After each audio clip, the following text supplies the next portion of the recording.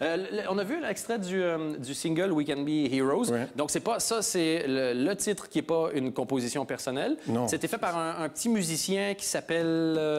merde. Oui, je sais pas. David David Bowie. Oui, ou David B. Ou quoi. David B. Oui. Pour ceux qui ne voient pas qui est David Bowie, c'est quelqu'un qui a fait deux choses là, principalement. Il a révolutionné la musique et couché avec Mick Jagger. C'est peut-être les deux plus grandes choses. Et vous, votre relation avec David, enfin, relation musicale? Non, je pense que Mick Jagger a couché avec Angie, et ça, c'est la chanson qui est devenue une chanson de Rolling Stones. Vous avez l'air d'être plus au courant des potins musicaux que moi. Je ne voudrais pas m'aventurer. Les coulisses. Dans les coulisses. Je dis rien. Dis rien du tout. Dit. Sinon, ça va ruiner votre relation avec... Que...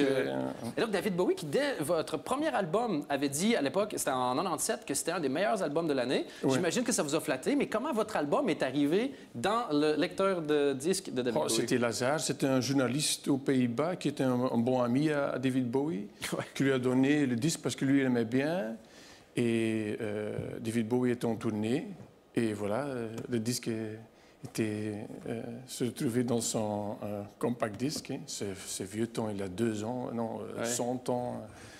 Et il a écouté beaucoup, il aimait, et il m'a invité de lui rencontrer. Oui, et vous êtes allé le voir, donc? Oui, tout à fait. Ben, j'imagine qu'on dit pas, j'écoute David, je regarde mon agenda pour l'instant. Non. J'ai le concert de Tal prochainement, donc ça va pas être possible.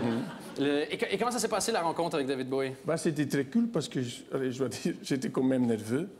Oui. Et en ce moment, quand il m'a invité, j'avais déjà fait mon prochain disque. Je l'avais avec.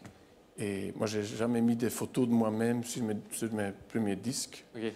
J'étais là, un peu nerveux. Il rentre, il dit « Ah, c'est chouette que tu as amené un disque aux Arconneries, je suis un grand fan. » et tu es quelqu'un du label, et voilà. Et... C'est comme ça que ça s'est fait comme contact. Et en plus, c'est pas évident. Vous avez eu le droit, vous, de reprendre la chanson. C'est pas évident. Il y a du mal à accorder le droit. Et il y a des grands musiciens qui n'ont jamais eu le droit de reprendre. Des gens qui ont essayé, qui ont, eux, jamais réussi. Oui, comme Peter Gabriel. Oui, c'est pour ceux qui ne voient pas qui est Peter Gabriel, là, allez sur Google. Là, je peux vraiment rien faire. On fait une émission, là. Arrêtez de nous interrompre là, avec le... Donc, lui n'a jamais pu. Donc, vous êtes mieux que Peter Gabriel, finalement, si on peut résumer. Non, pas du tout. Hein. Non. Je pense que je respecte mieux l'œuvre de David Bowie, peut-être.